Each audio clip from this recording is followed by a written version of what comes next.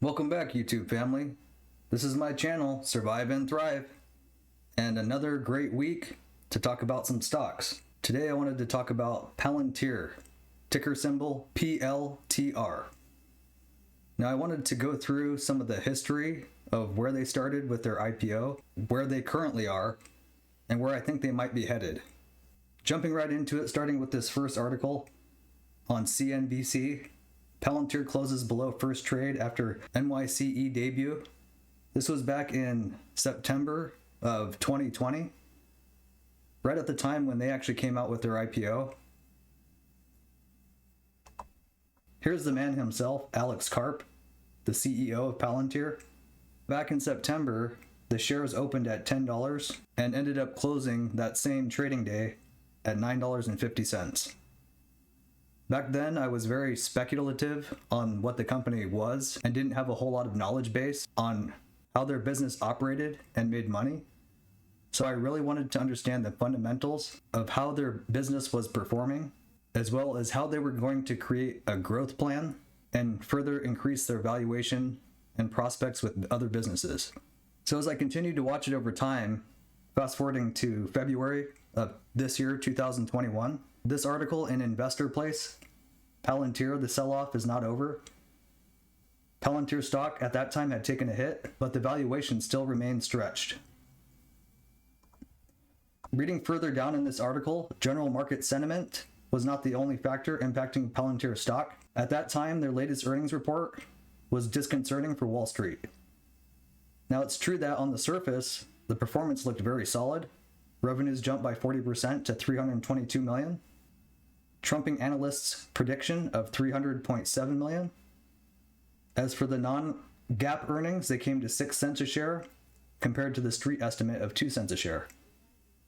So reading into that, you would think that that would be a very big catalyst for them to increase their valuation per share.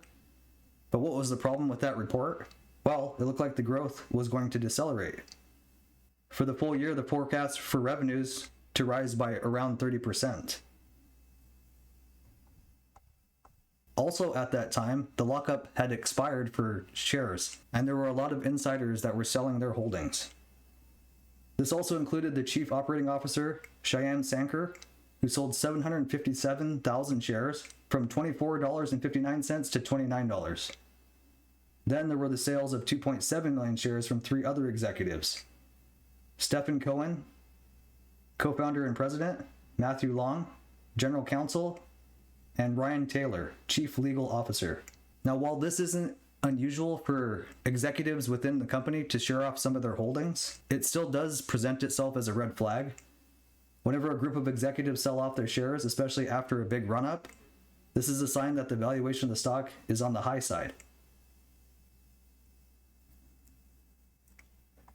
Now, as this article states, this should really not be a surprise either with Palantir stock, which was trading at 24 times sales as of the posting of this article. For me personally, as I continued to read this news over time, it continued to have me on the fence, and that's why I currently still don't have a position. But the more I've continued to see them in the mainstream media with the articles and contracts that they've been winning, you can see here, Palantir Technologies wins $89.9 million contract. This was as of April 6, 2021. And it states here, Palantir Technologies has secured an $89.9 million contract from the National Nuclear Security Administration, NNSA, for 5 years. So like with most government entities, when they have a contract with a certain company, they have to be very trusting of that entity or company. And so they will create these longer contracts, 5 years or more, is not atypical. So that is something that can be a bullish sign for those that are wanting to jump in from a long-term perspective and taking a hold or position. You can also see in this Business Wire Berkshire Hathaway article, Palantir Technologies and the Royal Navy extend contracts. Now this is as recent as May 7th, which is just a few days ago. Palantir Technologies announced today the renewal of its contracts with the United Kingdom's Royal Navy for its Palantir Foundry platform. Now, like I said, when I start to see articles like this where they continue to secure contracts and future revenue, and an endorsement from not only the United States but other countries, then it does make me start to think at what point would be a good opportunity to buy in. Another aspect that I've been thinking about over the last week as I've been reading more about Palantir is that, as you can see noted here in Yahoo Finance, this article, Palantir announces date of first quarter 2021 earnings. Palantir Technologies announced today that result for its first quarter ended March 31st, 2021 will be released on Tuesday, May 11th, prior to the open of US markets. So that's really only a few days away. And if anybody has seen the recent share price of where Palantir is now, you can see that it's actually under $20. And so I'll quickly hit on the history of where their share price has ranged since the day of IPO until now, just to give you a better understanding of if it's a position that you want to take an entry point into, what would be a good spot to try and buy in. Or if you're a long-term holder, seeing some of these opportunities where it might dip to bolster your holdings. Now, as you can see in this market summary, as I mentioned at the beginning, when they traded in their first days, the end of September, early October, they were below $10, $9.20 shown here on the chart. Going throughout time, $10, $13, $15, almost $28. Kind of consolidated here through this time at the end of 2020, rising as high as $35.18 at the beginning of this year. As you can see with this max timeline, they started to go on a downward trend. And so, like we talked about earlier in that February timeframe, with their first earnings report, they had a mass sell-off with the executives. And that's when the lock on the shares expired. And so there was many that sold at that point. And then you can see where it's now down to $23.90, February 26, 2021. Kind of goes up for a quick surge up to $26.92 back in March. And then stays in the 22s to 23s, kind of jumps up to 24 there. But still fairly consistent in that $19 to $22, $23 range. And as you can see now, $19.75 as of the posting of this video.